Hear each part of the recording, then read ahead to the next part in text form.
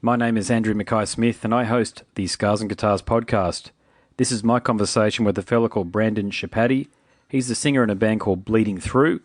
The reason for the conversation is to promote Bleeding Through's brand new album for 2018, out May 25th, I believe, called Love Will Kill All. Let's hear what he has to say. Here we go. No worries, mate. All right, so how's things been for you so far today? I take it you're Jim from the sound of things? Yeah, I'm at work right now. Yeah, cool, yeah. Yeah. I was actually watching a really interesting video that was posted to YouTube of yourself and Levi. I think it was on the Vans Warped Tour. I could be wrong. It might not have been on that tour, but yeah, it was good stuff. It's kind of like your, the whole sex, drugs and rock and roll thing, mate. It's something that's been built up in the media as being something that's important to rock and metal bands, but you're sort of turning that on its head. Yeah, a little bit. I mean, you got to kind of be a little bit responsible, but there's so much downtime on tour, you know what I mean? So it's like, it's one of those things where, it's like, for me, like when I toured, I didn't like drink and I didn't like do drugs and stuff. So it was really, it was like the downtime of tour could like crush you if you don't like kind of like fill that like time with something productive. So, that's when I just like kind of really started dedicating myself to working out and really it was funny because I almost feel like it happened out of boredom a little bit, but at least it was like constructive and in a positive way.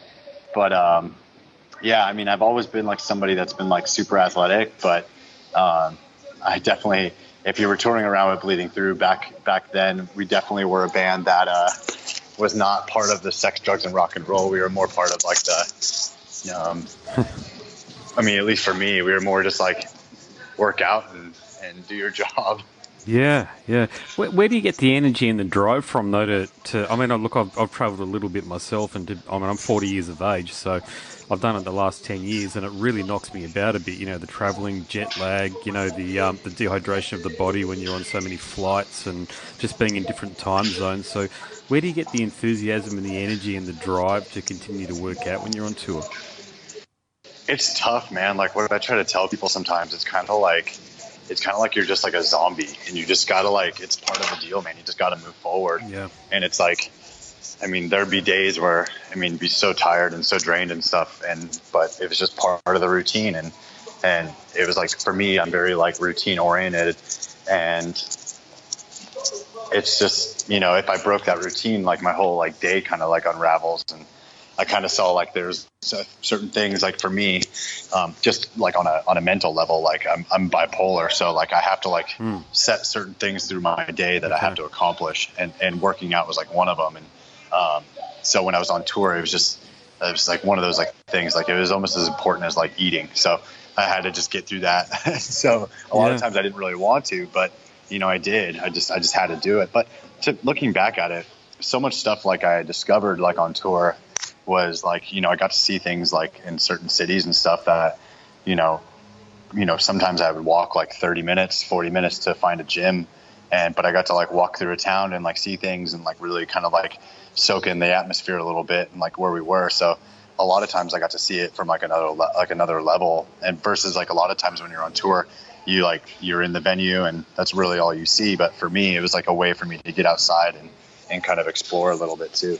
Yeah. It's really inspirational, mate. I got to hand it to you. I've spoken to Levi a few times now in the last 12 months or so. So do you get a lot of the guys in bands when you're on tour, particularly the package tours or the festival tours, reaching out to you and saying, look, I'm trying to change my lifestyle. I'm trying to make some decisions that will be beneficial to my health. How can I do that?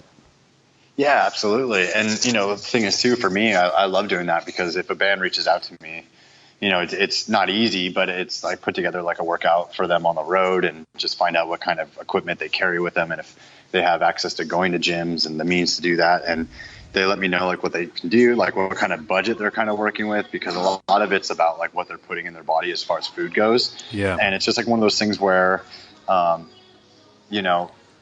they give me like the specifics of like what they're dealing with, and I kind of work with them. And a lot of times people have done it and gotten good results, but sometimes too, people like don't do it, and then it just kind of like goes for naught. But yeah, I like helping. I like kind of hoping to like trying to change the dynamic of living a little bit more of a healthier life when you're on the road, because I think because Bleeding Through lived a little bit healthier when we were on the road, that all of us are in really good shape and, still really active and looking still pretty young, to be honest. And it's kind of funny. Like I see a lot of bands getting back together and I'm just like, damn, they look so fucking old. Yeah, agreed. And then I looked at us and I'm like, do we look that old? And everyone's like, no, man, you guys look like exactly the same almost. And I'm like, that's fucking, I mean, we definitely look older, but we look better than I feel like most bands that have been around for that long because they lived so hard. And for us, I think we paid a little bit more of a premium on how like we took care of ourselves. Well, you're giving yourself career longevity. We certainly help. Yeah, definitely. No, we'd better talk about your excellent new album, which I've had an opportunity to have quite a few listens to. So Life Will Kill All. Okay, so it sounds like it's one of those records that consolidates the band's sound. Would you agree? And what else have you got to add to what you're trying to achieve with Life Will Kill All? I think with Love Will Kill All, I think it's just like one of those things where I do think it's like a really good culmination of like what the band has done like through our whole career. I think taking that like almost 5-year break and not knowing if we were going to do it again, but just always kind of, we always said like, if we're going to do it again, it's going to be organically and we're all going to want to do it.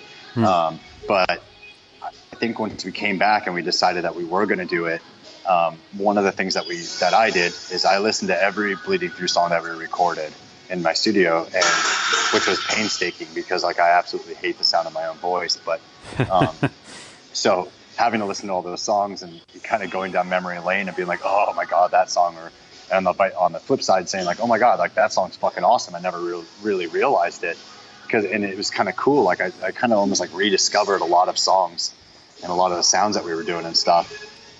And I just tried to put myself into that mindset. And I think going into it for us, we were so mentally clear and we didn't have the stress of the music industry. We didn't have stress of the business. We didn't have expectations. And we really just said, what do we like doing? Like, what do we think the sound of Bleeding Through is? And that's what we put out there for Love Will Kill All. And I think that one of the approach that we did is I feel like we kind of simplified everything a little bit, where a lot of times I felt like the techiness of the guitars and drums and whatever kind of overshadowed other instruments. And this time, simpler guitars kind of make way for more like prominent keyboard sounds, and simple drums kind of make way for guitar riffs to kind of shine through a little bit. It's almost like that Iron Maiden approach, you know what I mean? Like simpler but better. And I think that helped us like kind of shine through but really carry the vibe. And when I listen back, I kind of feel like it really I like to say it's kind of like the Truth and Declaration smashed together. It has like the melodicness of like the Truth, but it has like the attack of Declaration, but just done, I think, in a more mature way. Both of those albums, do you get feedback from fans that they're the high watermark for the band? So are they albums that fans go, they're the two albums that I really appreciate? I think the ones that mostly people are into is This Is Love, This Murderous, and The Truth are the two that like kind of people remember the most. And I think that was just during the peak of the band, so people naturally got that. And that's honestly like when people still bought records. I mean, that's like when both those records benefited from people from record stores existing and stuff like that. So so I think the majority of people that know of us have heard those records above all. But I think those are the benchmarks. So, but there's something about the record Declaration for all of us. I think for most of us, it's our favorite record. So we just really wanted to kind of like capture that mindset that we had on that, and give and do the things that we'd like to do off of This Is Love, This Murderous, and The Truth.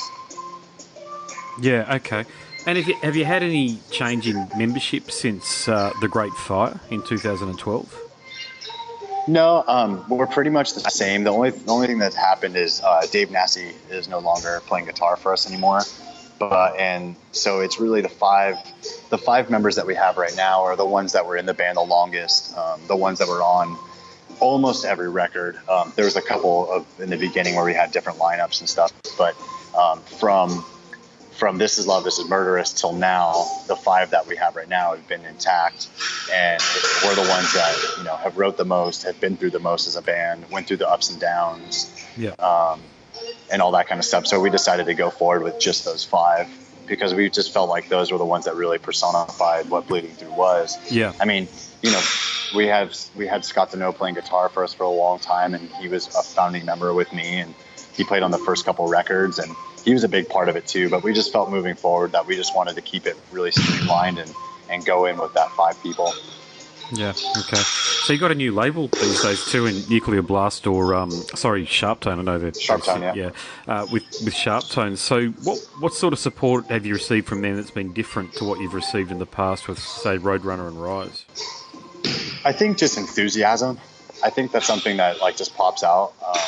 They seem really interested in the band, and I feel like with Rise, they were. I mean, first off, with Roadrunner, they're always awesome. I mean, they're a great label, and they do a lot for their bands, and you know, they've helped us out like so much internationally.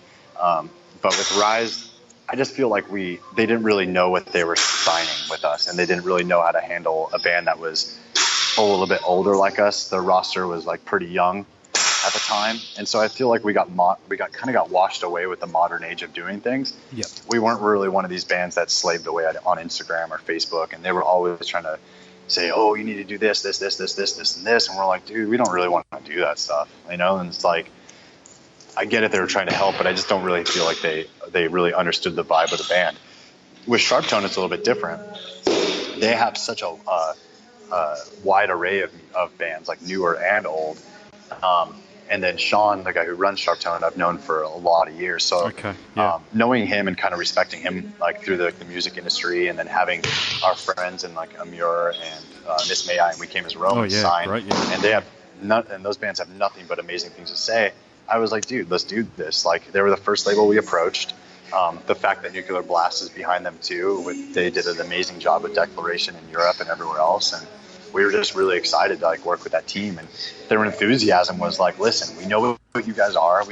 We're excited that you guys are like back doing this record, and we want to do whatever we can to let you guys benefit from the things that you didn't get to benefit from, being, you know, kind of missing out on all this like new stuff.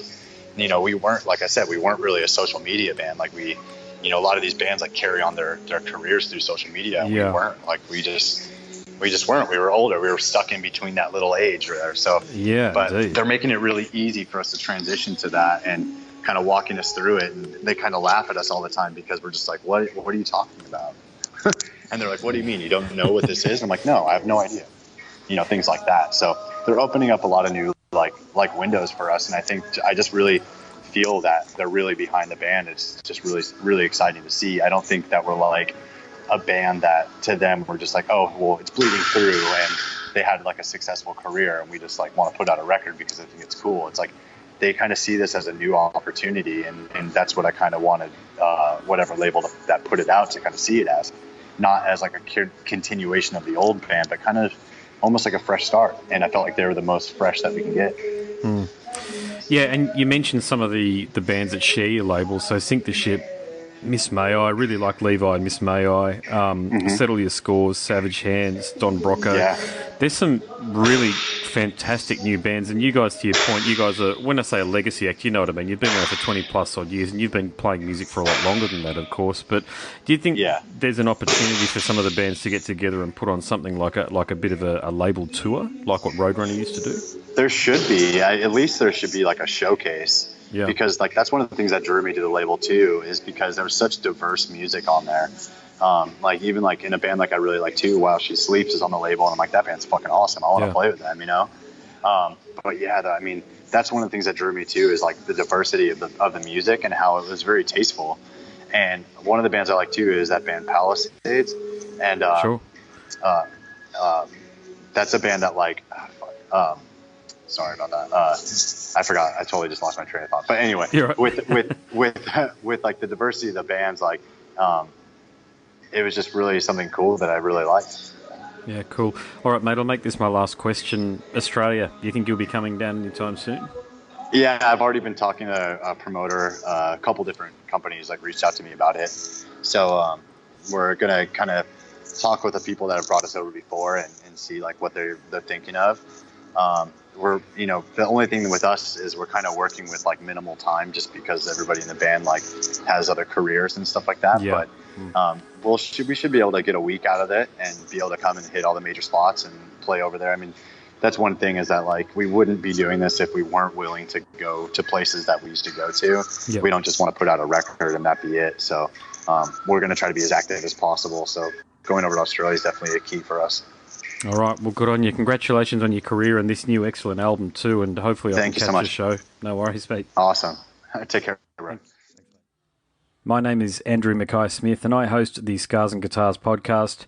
That was my conversation with the frontman of a band called Bleeding Through. His name, Brandan Schieppati. Thank you so much for listening.